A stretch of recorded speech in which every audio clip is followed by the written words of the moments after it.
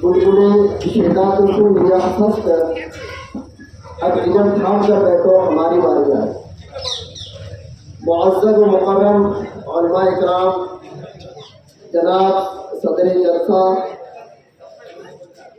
और जामिया एजाजुल कुरान के सदर मोहतरम और मेरे उस्ताद मौलाना मोहम्मद अय्यूब साहब नदवी दावत बरकातुहुम, नीज़ जमीयत उलमा हिंद के तमाम अरकान और शहर संगमनेर के सारे हज़रात जो यहाँ पर जलवा अफरोज़ है और जामिया एजाजुल कुरान के तमाम असातिज़ा और तमाम तलबा हज़रात, अस्सलामु अलैकुम व रहमतुल्लाहि व बरकातुहू।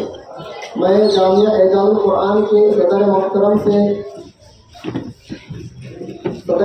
ने मेरे को यहाँ पर मदऊ किया।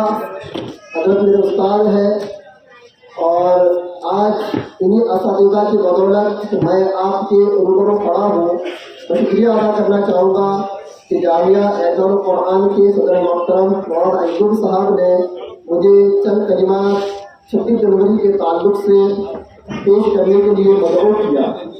यहाँ पर जलवा अफरोज़ गायकवाड़ सर, मोहतरमा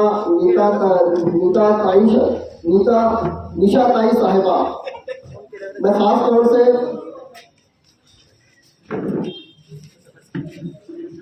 हमारे पहलवान भी तशरीफ लाए हैं, मैं उनका भी स्वागत करता हूँ जामिया एजाजुल कुरान की तरफ से।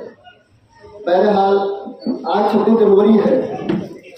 26 जनवरी को इस मुल्क का आइन, इस मुल्क का दस्तूर लिखा गया। कौन लिखा हम सभी जानते हैं, डॉक्टर भीमराव अंबेडकर, उनकी टीम ने, जिसमें बहुत सारे उलमा और बहुत सारे एडवोकेट हज़रात भी मौजूद थे। आज 26 जनवरी है, यौम जमहूरिया है। अभी हमारे एक मुअज़्ज़ज़ मेहमान जो अभी संग्राम वकील साहब जो अभी यहाँ से तशरीफ ले गए, उन्होंने एक बात कही थी कि जमहूरियत किसे कहते हैं। जमहूरियत कहते हैं government of the people, by the people, for the people. एक ऐसा कानून जो आवाम का हो, आवाम के लिए हो, आवाम का हो और आवाम के लिए हो, उसे कहा जाता है मुल्क का आइन, जिसे 26 जनवरी 1950 को डॉक्टर भीमराव अंबेडकर सर के जरिए से लिखा गया। मैं तवज्जो चाहूँगा हमारे एडवोकेट हज़रात की।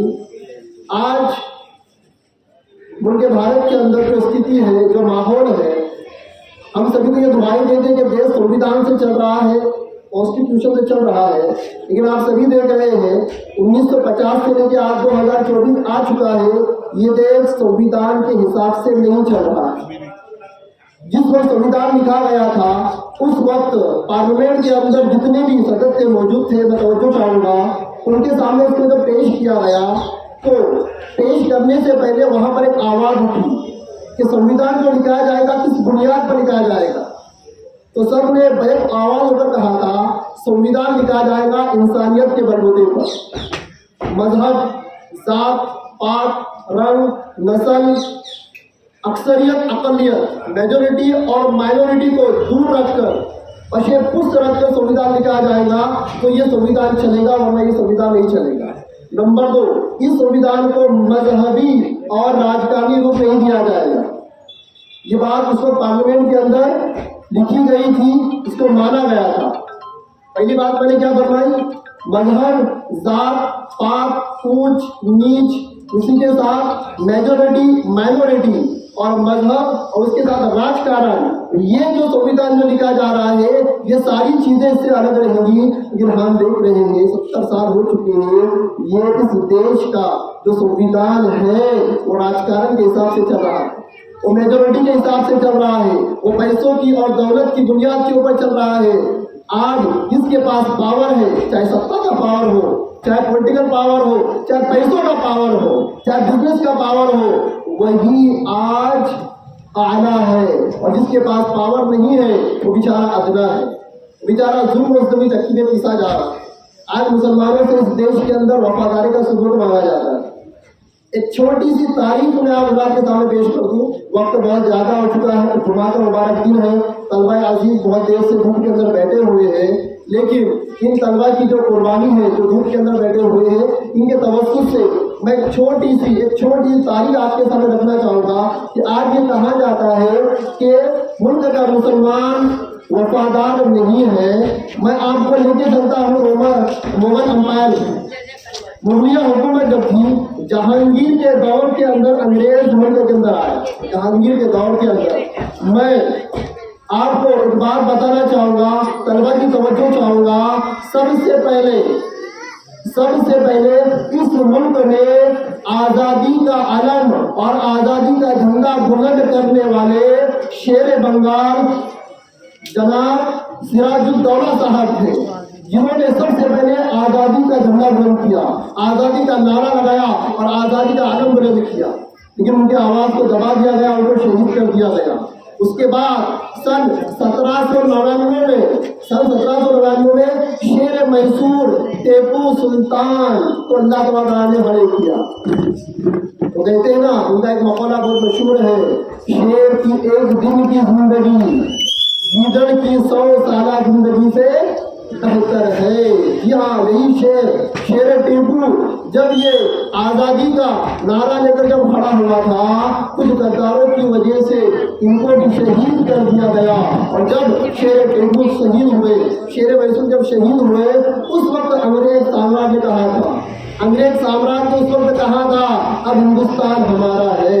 اور واقعی میں اس کی بات سچ تھی کہ ٹیپو کے جانے کے بعد ہندوستان کس کا ہو گیا؟ انگریزوں کا ہو گیا. اس کے بعد بہت عرصہ گزرنے کے بعد، 50 سال کا عرصہ گزرنے کے بعد 1857 کے اندر علماء اکرام میدان کے اندر آئے اور انہوں نے جہاد کا فتویٰ دیا. سن 1803 میں سن عیسوی 1803 میں شاہ عبدالعزیز دہلوی، جو کہ شاہ ولی اللہ محدث دہلوی کے لڑکے ہیں، فرزند ہیں، انہوں نے 1803 کے اندر سب سے پہلا فتویٰ دیا تھا. اس وقت کوئی پولیٹیکل پارٹی نہیں تھی، اس وقت کوئی برادران وطن کھڑا نہیں ہوا تھا، مسلم اور مسلم علماء کھڑے ہوئے تھے. اور یہ فتویٰ دیا تھا کہ انگریزوں کے خلاف اب جنگ کرنا اور جہاد کرنا فرض ہے. اور انہیں کے بچوں پر عمل کرتے ہوئے بہت سارے مسلمانوں نے اور بہت سارے علماء نے ایک جماعت بنائی اور انگریزوں کا مقابلہ کرنے کے لیے کھڑے ہوئے. پاراکوٹ کی پہاڑی کے اوپر انہوں نے لڑا اور وہاں پر سید احمد شہید اور ان کے رفقا جن میں علماء زیادہ تھے، انہوں نے انگریزوں سے جنگ لڑی بالاکوٹ کے میدان میں، لیکن وہاں پر کامیابی حاصل نہیں ہوئی. پھر کچھ سالوں کا عرصہ گزرا، 1857 کے اندر پھر تو علماء اکرام نے فتویٰ دیا کہ انگریزوں کی اعانت کرنا، ان کی مدد کرنا یہ حرام ہے. انگریزوں کے لیے ایک آخری بات بول کر میں اپنی بات ختم کر دوں گا. ہمارے گائیکواڑ صاحب اور ایڈوکیٹ نشا تائی کی توجہ چاہوں گا، علماء اکرام کی بھی توجہ چاہوں گا.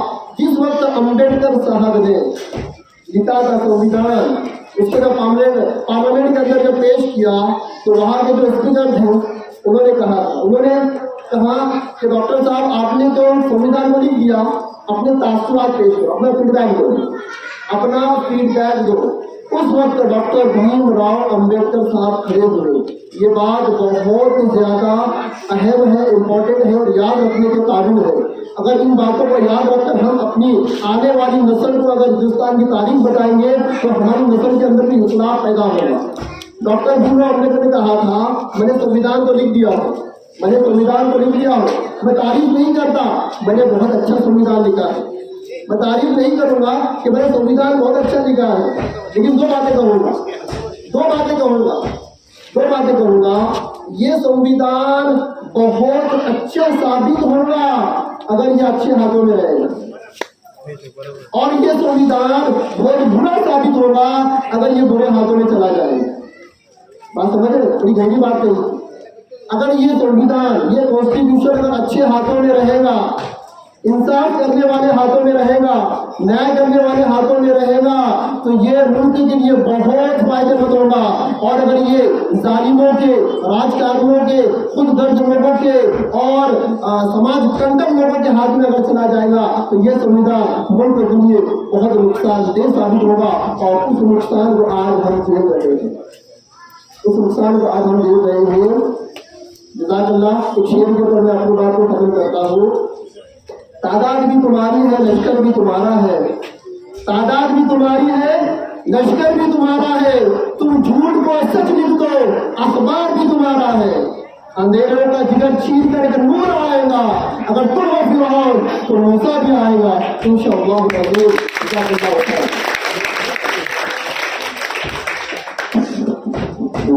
محمد شاہین صاحب، انہوں نے اپنا 3 وقت دیا۔